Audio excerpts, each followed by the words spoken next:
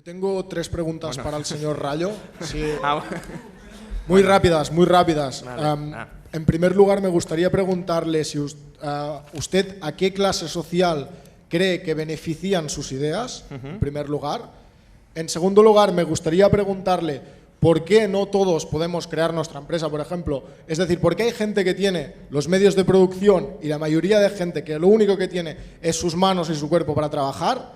Y en tercer lugar, me gustaría preguntarle también si pensaría usted lo mismo si usted fuera, por ejemplo… Perdón, es que la última no la entendí. Si usted pensaría lo mismo Ajá. que piensa en estos momentos, si usted fuera, por ejemplo, una campesina china que ha tenido que ir del campo a la ciudad para trabajar 14 horas al día, si fuera un senegalés que ha tenido que cruzarse todo el Sáhara y saltar la valla para llegar aquí, o si usted, por ejemplo, fuera un habitante de la mina de Barcelona, un barrio conflictivo, etcétera, etcétera. Muy bien. Muchas gracias, de buen rollo, ¿eh? Sí. Empiezo por el final, porque creo que es la más interesante, aunque las otras también lo son, ¿eh? Y la verdad es que la realidad es que el libre mercado nos beneficia a todos, especialmente a los más pobres.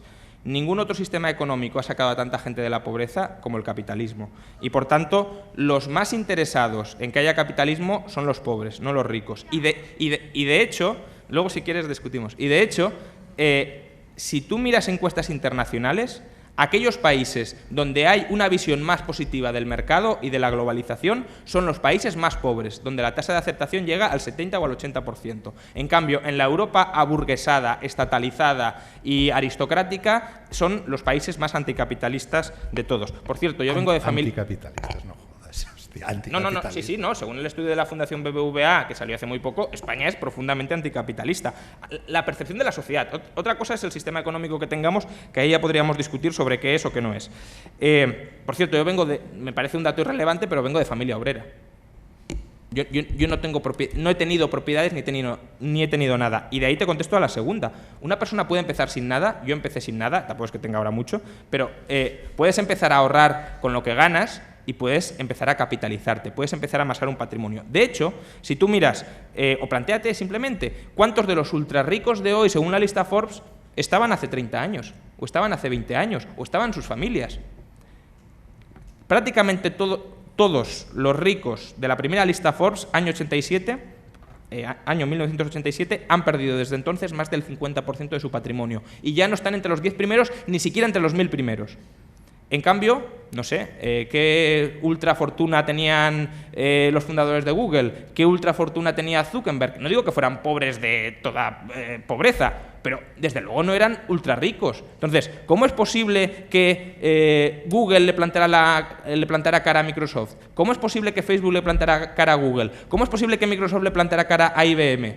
¿Cómo es posible? Pues porque realmente el valor no está en la acumulación física y automática.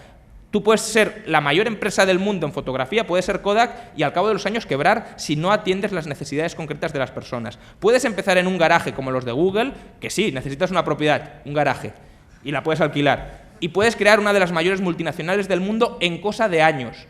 Nunca ha habido tal rapidez al acceso a la riqueza como lo ha habido hoy, y no a una riqueza especulativa, a una riqueza de verdad, porque están creando sistemas productivos que nos enriquecen y nos benefician a todos. Y por último, ¿a qué clase social creo que benefician a mis ideas? Bueno, yo esto de la clase social, no sé si te refieres proletarios, capitalistas. Bueno, Messi no sé qué es. Messi es un proletario, pero creo que clase social muy pobre no es.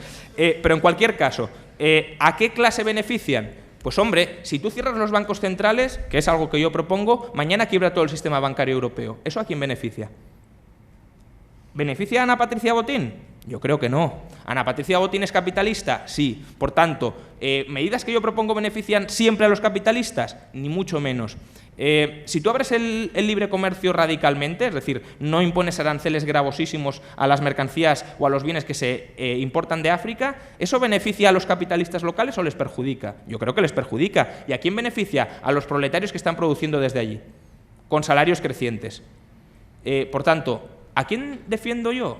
Pues yo defiendo la libertad.